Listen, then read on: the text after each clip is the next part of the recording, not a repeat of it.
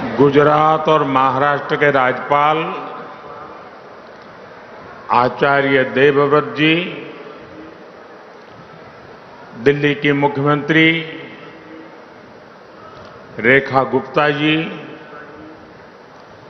ज्ञान ज्योति महोत्सव आयोजन समिति के चेयरमैन सुरेंद्र कुमार आर्य जी, डीएवी कॉलेज मैनेजिंग कमेटी के प्रेसिडेंट पूनम सूरी जी,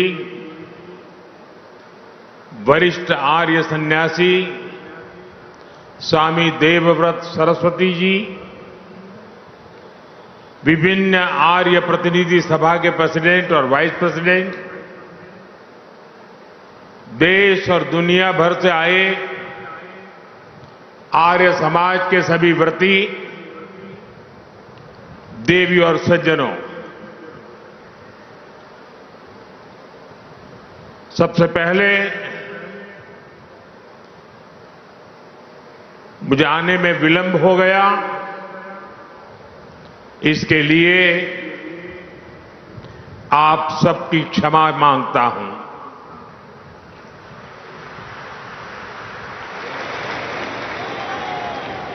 आज सरदार साहब की जयंती थी, 150वीं जयंती। Statue of unity Ekta Nagar में उनका कार्यक्रम था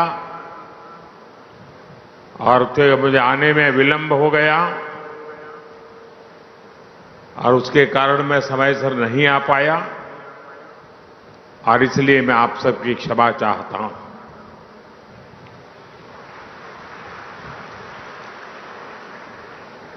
जब हम यहां आए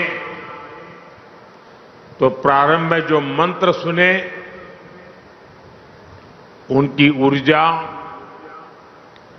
अब भी हम सब महसूस कर रहे हैं।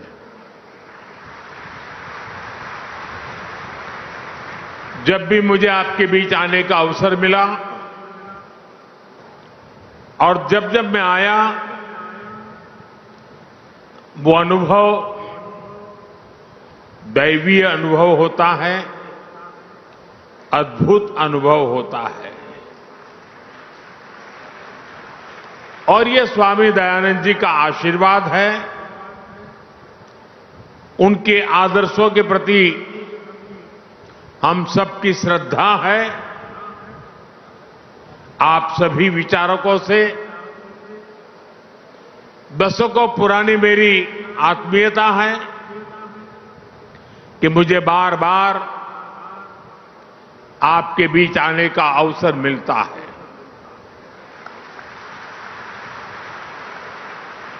और जब भी मैं आपसे मिलता हूं, आपसे संवाद करता हूं, एक अलग ही ऊर्जा से, एक अलग ही प्रेरणा से भर जाता हूं। और मुझे भी बताया गया कि ऐसे 9 और सभागृह बनाए गए हैं, वहां सभी हमारे आर्य समाज के व्रती वीडियो से इस कार्यक्रम को देख रहे हैं। मैं उनके दर्शन नहीं कर पा रहा हूं, लेकिन मैं उनको भी यहां से प्रणाम करता हूं। साथियों, गत वर्ष गुजरात में दयानंद सरस्वती जी के जन्म स्थान पर विशेष कार्यक्रम हुआ था। उसमें मैं वीडियो संदेश के जरिए शामिल हुआ था। इसके पहले यहां दिल्ली में ही मुझे महर्षि दयानंद सरस्वती जी की 200वीं जयंती समारोह के शुभारंभ का सौभाग्य मिला था। वेद मंत्रों के उच्चारण की ऊर्जा, वो हवन, अनुष्ठान, ऐसा लगता है जैसे अभी वो सब कल की ही बात हो। साथियों, तब उस आयोजन में हम सब ने 200वीं जयंती के समारोह को एक विचार यज्ञ के रूप में 2 वर्ष तक जारी रखने का फैसला किया था। मुझे खुशी है वो अखंड विचार यज्ञ अनवरत 2 वर्ष तक चला है। समय समय पर मुझे आपके प्रयासों और कार्यक्रमों की जानकारी भी मिलती रही है और आज मुझे एक बार फिर आर्य समाज के 150वें स्थापना वर्ष के इस आयोजन में अपनी एक और भाव आहुति देने का अवसर मिला है। मैं स्वामी दयानंद सरस्वती जी के चरणों में प्रणाम करता हूं, उन्हें आदरपूर्वक श्रद्धांजलि देता हूं। मैं आप सभी को इस अंतर्राष्ट्रीय समिट के लिए हार्दिक शुभकामनाएं देता हूं। अभी हमें इस अवसर पर विशेष स्मारक सिक्के को जारी करने का भी सौभाग्य मिला है। साथियों, आर्य समाज की स्थापना के 150 वर्ष ये अवसर केवल समाज के एक हिस्से या संप्रदाय से जुड़ा नहीं है। ये अवसर पूरे भारत की वैदिक पहचान से जुड़ा है। ये अवसर भारत के उस विचार से जुड़ा है जो गंगा के प्रवाह की तरह खुद को परिष्कृत करने की सेल्फ प्यूरिफिकेशन की ताकत रखता है। ये अवसर उस महान परंपरा से जुड़ा है जिसने समाज सुधार की महान परंपरा को निरंतर आगे बढ़ाया, जिसने आजादी की लड़ाई में कितने ही सेनानियों को वैचारिक ऊर्जा दी। लाला लाजपत राय, हुतात्मा रामप्रसाद बिस्मिल, ऐसे कितने ही क्रांतिकारियों ने आर्य समाज से प्रेरणा लेकर आजादी की लड़ाई में अपना सर्वस्व समर्पित किया था। दुर्भाग्य से राजनीतिक कारणों से आजादी की लड़ाई में आर्य समाज की इस भूमिका को वो सम्मान नहीं मिला जिसका आर्य समाज हकदार था।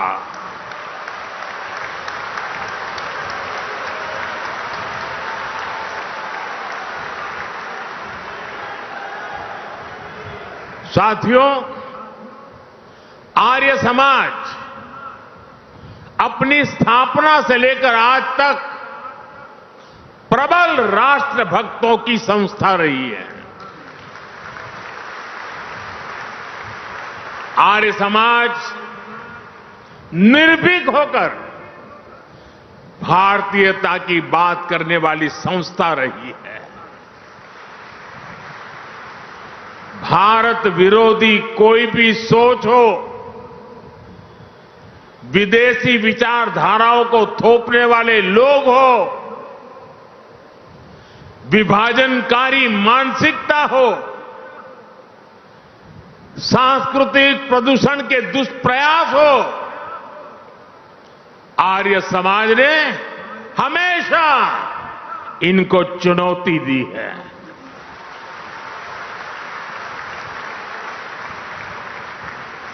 मुझे संतोष है कि आज जब आर्य समाज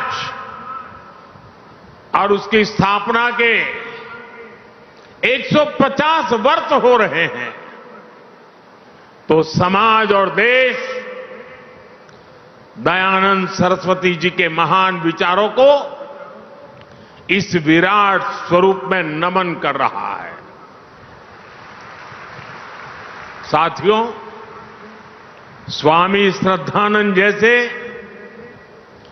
आर्य समाज के अनेक मनीषी जिन्होंने धर्म जागरण के जरिए इतिहास की धारा को एक नई दिशा दी, आज ऐतिहासिक क्षण में उन सबकी ऊर्जा और आशीर्वाद भी शामिल है।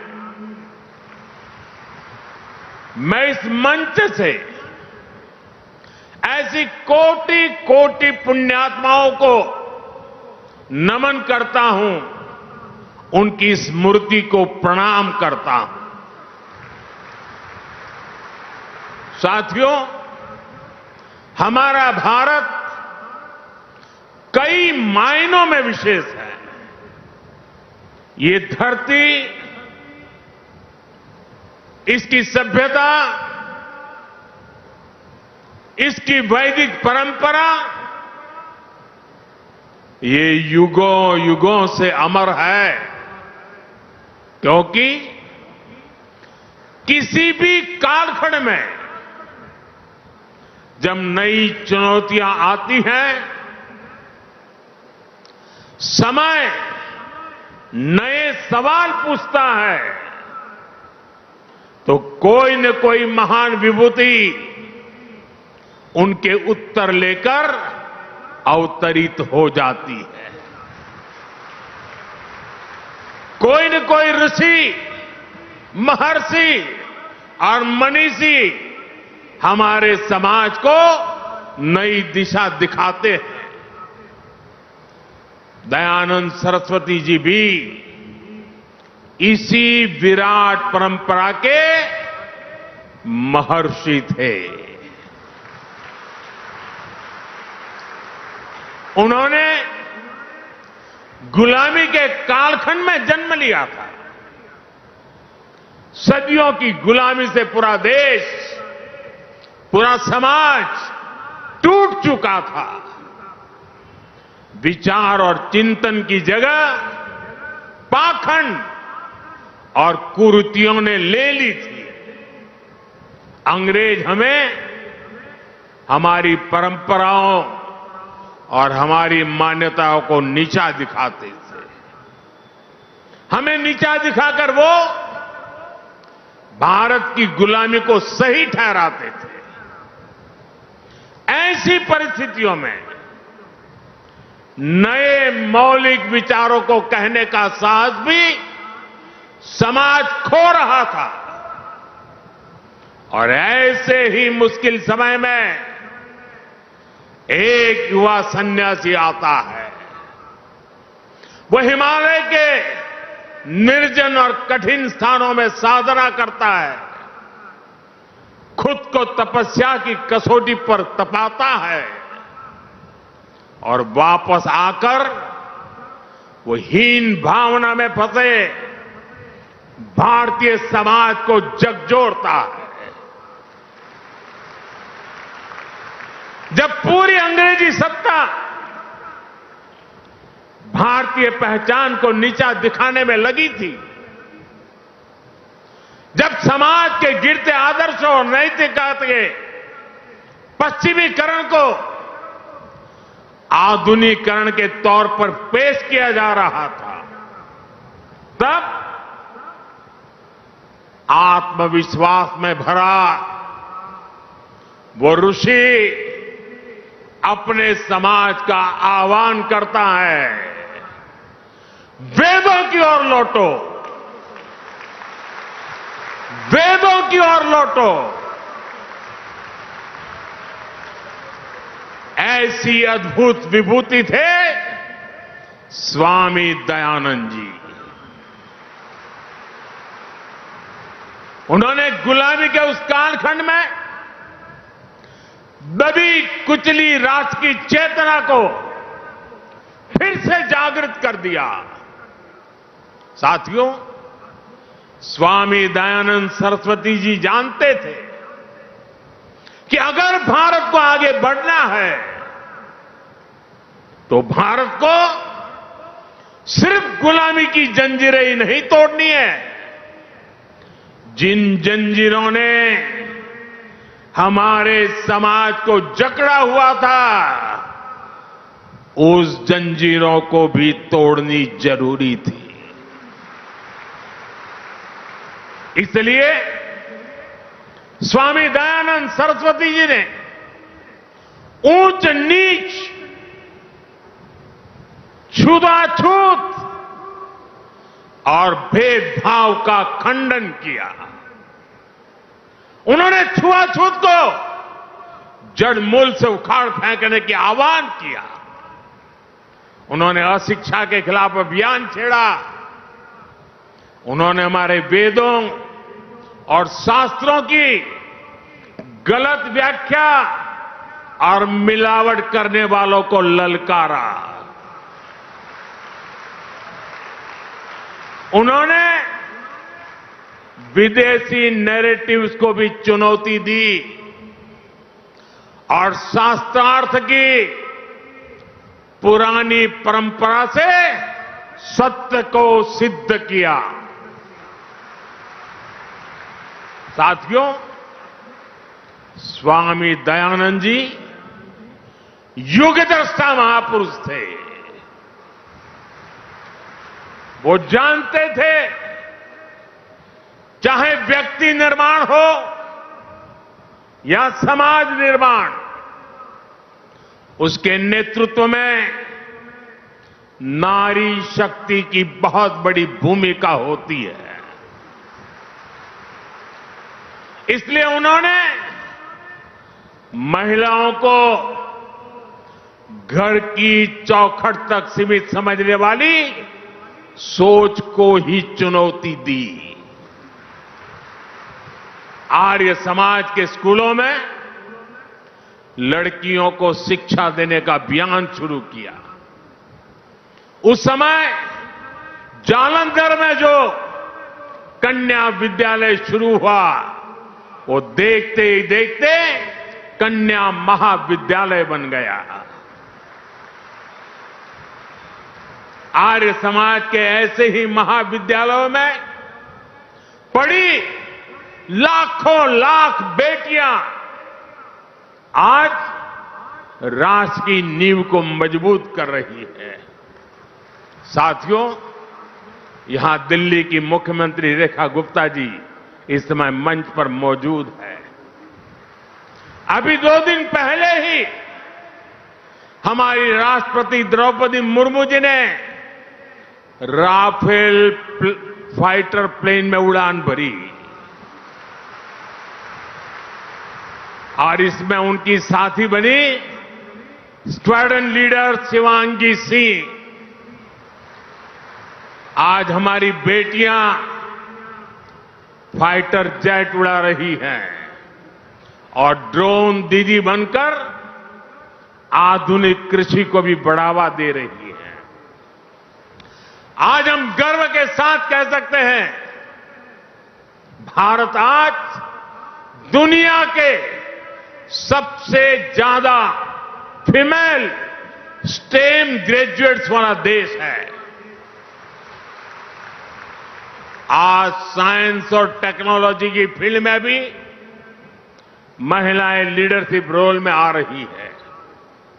आज देश की टॉप वैज्ञानिक संस्थानों में विमेन साइंटिस्ट मंगलयान, चंद्रयान और गगनयान जैसे स्पेस मिशंस में अहम भूमिका निभा रही है। ये बदलाव बताता है कि देश आज सही मार्ग पर आगे बढ़ रहा है। देश स्वामी दयानंद जी के सपनों को पूरा कर रहा है। साथियों, स्वामी दयानंद जी के एक विचार का मैं अक्सर चिंतन करता हूं, उसे कई बार लोगों को बोलता भी। स्वामी जी कहते थे, जो व्यक्ति सबसे कम ग्रहण करता है और सबसे अधिक योगदान देता है, वही परिपक्व है। इन सीमित शब्दों में इतना असाधारण विचार है कि शायद इसकी व्याख्या में कई किताबें लिखी जा सकती हैं। लेकिन किसी विचार की असली ताकत उसके भावार्थ से भी ज्यादा इससे तय होती है वो विचार कितने समय तक जीवित रहता है, वो विचार कितनी जिंदगियों का परिवर्तन करता है। और जब हम इस कसौटी पर महर्षि दयानंद जी के विचारों को कसते हैं, जब हम आर्य समाज के समर्पित लोगों को देखते हैं, तब हमें लगता है कि उनके विचार समय के साथ साथ और अधिक प्रकाशमान हुए हैं। भाइयों और बहनों, स्वामी दयानंद सरस्वती जी ने अपने जीवन में परोपकारिणी सभा की स्थापना की थी। स्वामी जी के लगाए बीज ने विशाल वृक्ष की तरह कितनी ही शाखाओं को विस्तार दिया है। गुरुकुल कांगड़ी, गुरुकुल कुरुक्षेत्र, डीएवी संस्थान एवं अन्य शैक्षणिक संस्थान, ये सभी अपने अपने क्षेत्रों में लगातार काम कर रहे हैं। जब जब देश पर संकट आया है, आर्य समाज के लोगों ने अपना सब कुछ देशवासियों के लिए समर्पित किया है। भारत विभाजन की विभीषिका में सब कुछ गंवाकर भारत आने वाले शरणार्थियों की सहायता, पुनर्वास और शिक्षा, इसमें आर्य समाज ने कितनी बड़ी भूमिका निभाई, ये इतिहास में दर्ज है। आज भी प्राकृतिक आपदाओं के समय पीड़ितों की सेवा में आर्य समाज हमेशा आगे रहता है। भाइयों और बहनों, आर्य समाज के जिन कार्यों का ऋण देश पर है, उनमें एक अहम कार्य देश की गुरुकुल परंपरा को जीवित रखना भी है। एक समय गुरुकुलों की ताकत से ही भारत ज्ञान विज्ञान के शिखर पर था। गुलामी के दौर में इस व्यवस्था पर जानबूझकर प्रहार किए गए।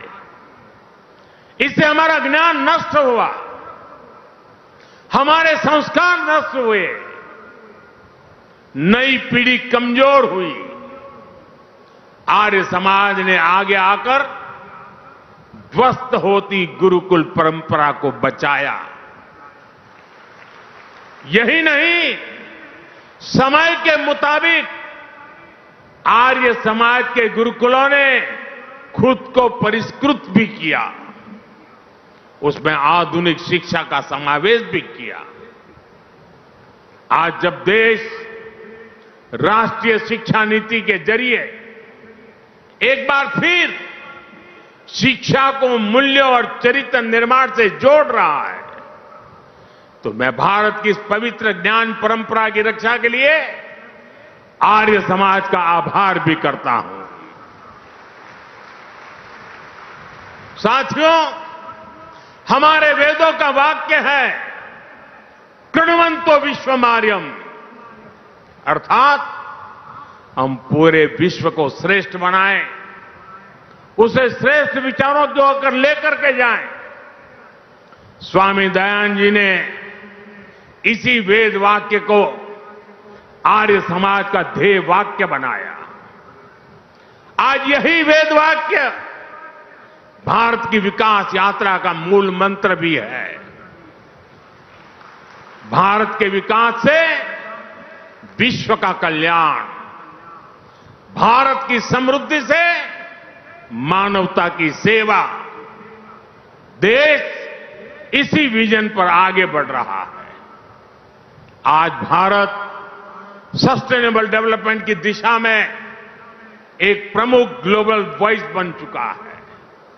जिस तरह स्वामी जी ने वेदों की ओर लौटने का आह्वान किया था, उसी तरह आज भारत वैदिक जीवन पद्धति और आदर्शों की ओर लौटने की बात ग्लोबल स्टेज पर कर रहा है। इसके लिए हमने मिशन लाइफ लॉन्च किया है। पूरे विश्व से इसे सपोर्ट मिल रहा है। One sun, one world, one grid vision के जरिए हम क्लीन एनर्जी को भी एक ग्लोबल मूवमेंट में बदल रहे हैं। हमारा योग भी आज अंतर्राष्ट्रीय योग दिवस के जरिए दुनिया के 190 से ज्यादा देशों में पहुंच चुका है। जीवन में योग को अंगीकार करने की, योगमय जीवन जीने की ये पहल, पर्यावरण से जुड़े लाइफ जैसे मिशन, ये वैश्विक अभियान पूरी दुनिया आज जिनमें रुचि दिखा रही है। आर्य समाज के लोगों के लिए तो ये उनके जीवन और अनुशासन का हिस्सा है। सादा जीवन और सेवा की भावना, भारतीय वेशभूषा और परिधानों का प्राथमिकता, पर्यावरण की चिंता, भारतीयता का प्रचार प्रसार, आर्य समाज के लोग आजीवन इसमें लगे रहते हैं। इसलिए भाइयों बहनों, आज भारत जब सर्वे भवन्तु सुखिनः का उद्देश्य लेकर विश्व कल्याण के इन अभियानों को आगे बढ़ रहा है, आज भारत विश्व बंधु के रूप में अपनी भूमिका को और मजबूत कर रहा है। तो आर्य समाज का हर सदस्य इसे सहज ही अपना उद्देश्य मानकर काम कर रहा है। मैं आप सभी की इसके लिए सराहना करता हूं, प्रशंसा करता हूं। साथियों, स्वामी दयानंद सरस्वती जी ने जो मशाल जलाई, पिछले 150 वर्षों से आर्य समाज के रूप में समाज का पथ प्रदर्शन कर रही है। मैं मानता हूं स्वामी जी हम सभी में एक उत्तरदायित्व बोझ जगा कर गए हैं। ये उत्तरदायित्व है नए विचारों को आगे बढ़ाने का। ये उत्तरदायित्व होता है, चलता है ऐसी रूढ़ियों को तोड़कर नए सुधारों का। आप सभी का मुझ पर इतना स्नेह रहा है, इसलिए मैं आज आपसे कुछ मांगने के लिए भी आया हूं, कुछ आग्रह भी करने आया हूं। मांग सकता हूं ना? मांग सकता हूं ना? मुझे पूरा विश्वास है आप देखते रहेंगे। राष्ट्र निर्माण के महायज्ञ में आप इतना कुछ पहले से कर रहे हैं। मैं देश की कुछ वर्तमान प्राथमिकताएं भी आपके सामने दोहराना चाहता हूं। जैसे स्वदेशी आंदोलन, आर्य समाज इनसे ऐतिहासिक रूप से जुड़ा रहा है। आज जब देश ने फिर से स्वदेशी की जिम्मेदारी उठाई है, देश वोकल फॉर लोकल हुआ है, तो आपकी भूमिका इसमें और अहम हो जाती है। साथियों, आपको ध्यान होगा अभी कुछ समय पहले देश ने ज्ञान भारतम मिशन भी शुरू किया है। इसका उद्देश्य है भारत की प्राचीन मैन्युस्क्रिप्ट को डिजिटाइज और प्रिजर्व करना, अथाह ज्ञान की हमारी ये धरोहर है, ये तभी संरक्षित होगी जब हमारी नई पीढ़ी इनसे जुड़े, इनकी अहमियत को समझे। इसलिए मैं आर्य समाज से आह्वान करूंगा, आपने 150 साल से भारत के पवित्र प्राचीन ग्रंथों को खोजने और संरक्षित करने का काम किया है। हमारे ग्रंथों को मौलिक रूप में बचाने का काम कई पीढ़ियों से आर्य समाज के लोग करते आ रहे हैं। ज्ञान भारतम मिशन अब इसी प्रयास को राष्ट्रीय स्तर पर लेकर जाएगा। आप इसे अपना ही अभियान मानकर इसमें सहयोग करें और अपने गुरुकुलों के जरिए, अपने संस्थानों के जरिए युवाओं को मैन्युस्क्रिप्ट के अध्ययन और शोध से भी जोड़े। साथियों, महर्षि दयानंद जी की 200वीं जयंती के अवसर पर मैंने यज्ञ में प्रयोग होने वाले अनाजों की चर्चा की थी। हम सब जानते हैं यज्ञ में श्री अन्न की कितनी अहमियत होती है। जो अनाज यज्ञ में इस्तेमाल होते हैं उन्हें विशेष रूप से पवित्र माना जाता है। इन अन्नों के साथ मोटे अनाज यानी श्री अन्न की भारतीय परंपरा को भी हमें आगे बढ़ाना है। यज्ञ में प्रयोग होने वाले अन्न की एक खूबी ये भी होती है कि उनकी पैदावार प्राकृतिक रूप से होनी चाहिए।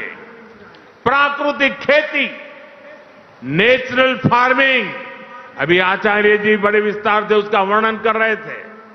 ये नेचुरल फार्मिंग भारतीय अर्थव्यवस्था की बहुत बड़ी आधार हुआ करती थी। आज एक बार फिर दुनिया उसके महत्व को समझने लगी है। मेरा आग्रह है, आर्य समाज नेचुरल फार्मिंग के आर्थिक और आध्यात्मिक पहलू के प्रति भी लोगों को जागरूक करे।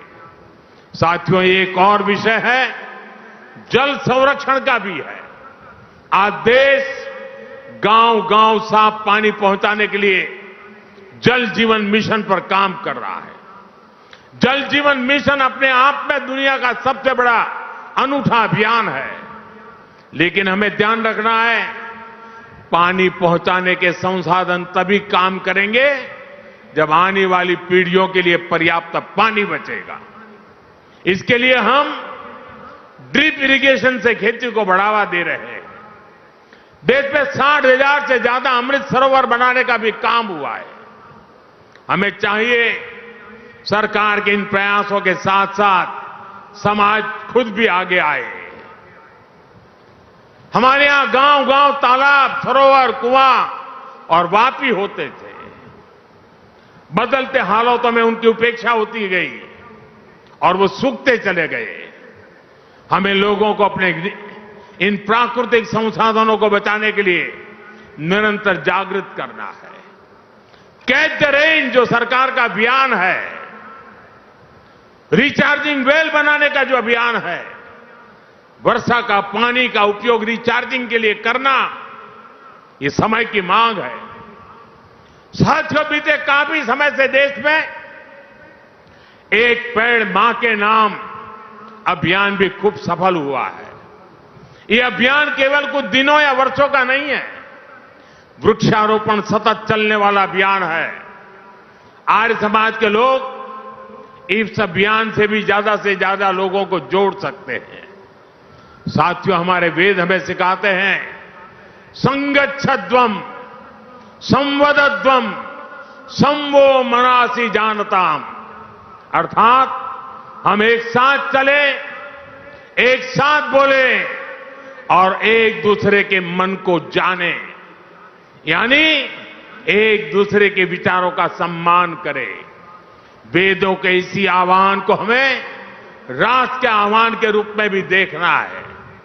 हमें देश के संकल्पों को अपना संकल्प बनाना है। हमें जन भागीदारी की भावना से सामूहिक प्रयासों को आगे बढ़ाना है। इन 150 वर्षों में आर्य समाज ने इसी भावना से काम किया है। इसी भावना को हमें निरंतर सशक्त करना है। मुझे विश्वास है महर्षि दयानंद सरस्वती जी के विचार इसी तरह मानवता के कल्याण का मार्ग प्रशस्त करते रहेंगे। इसी कामना के साथ एक बार फिर आप सभी को आर्य समाज के 150 वर्ष की हार्दिक शुभकामनाएं देता हूं। आप सबका बहुत बहुत धन्यवाद। नमस्कार।